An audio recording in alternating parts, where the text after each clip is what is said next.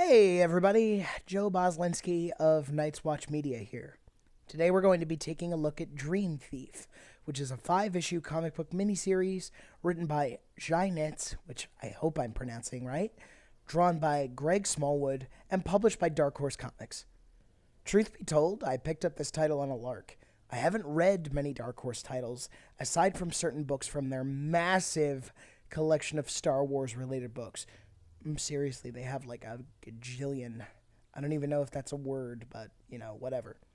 I thought the cover of issue 1, which you should be looking at right now, unless the gremlin creatures running the internet have decided to unceremoniously fuck with me again, was pretty cool. So I gave it a try. It wasn't bad, I will say that. I wasn't floored by it. I believe there are plans for a sequel series. It may have already started coming out. I'm not sure. I haven't checked. And if it does, or if it has, I won't be foaming at the mouth, dashing over to a shop to pick it up. But if it crosses my path, yeah, I'd jump in with the characters again. But yeah, let's talk about this book.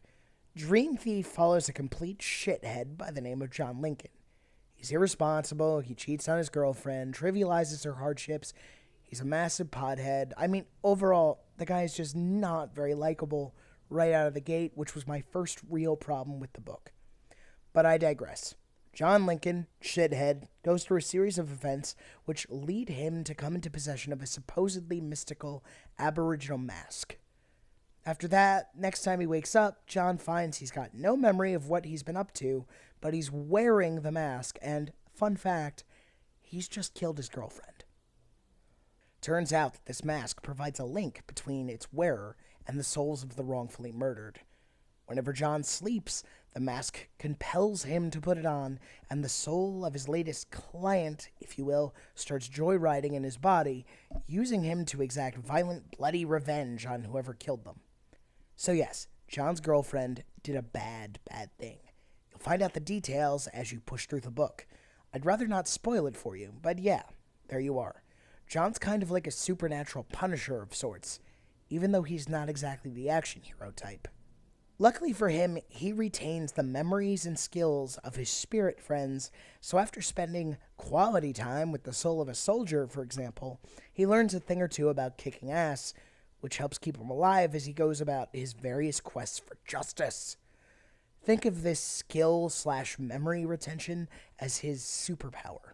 I mean, theoretically, this guy could one day be more highly skilled than Batman, which is a pretty interesting concept. I will give you that. And that's one of the things that kept me invested in the book.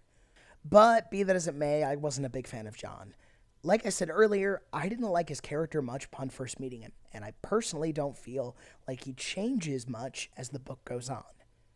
This isn't a guy who gained preternatural abilities and said, "Hey, let me be a superhero." This is just some schmuck with commitment issues and severe laziness who got himself into a situation he really couldn't control and said, "Meh, let me just go with it." He gets a fair bit more tolerable by the end of the 5th and final part of the story, but not enough for me to come around as one of his fans or anything. The writing was certainly competent. I've read better scripts, but this was by no means bad. Just wasn't anything moving or profound. Nothing that made me go, well, shit, I have to read more work from Nitz. However, I do take some issue with the art style. Here's the thing. It's not what I would call bad art. Bad art, as far as I'm concerned, consists of lazy anatomy, dull backgrounds, and or a failure to convey what's going on from panel to panel. None of that was the case here with Smallwood's art. On a personal level, however, I didn't care for it. Much of the time, the lines were very loose. Like, Smallwood just sketched stuff out and did half of an inking job and then filled in the colors. I'm going to assume that Smallwood's responsible for the pencils, inks, and coloring all himself because nobody else is credited as working on the art besides him. Every issue proclaims Greg Smallwood, art and lettering. So, in terms of taste, it just wasn't very enjoyable artwork. It took me out of the story a few times. Overall, the book wasn't a bad read. You could pick it up in trade paperback on Amazon for around $15, and I'd say that's a fair price for what you're getting. If you enjoy Tales of the Supernatural, if you're into good grisly action with some themes of retribution, check it out. You'll probably get a kick out of it. I've provided a link to the trade paperback edition below. Thanks for your time. I hope to see you all in the future.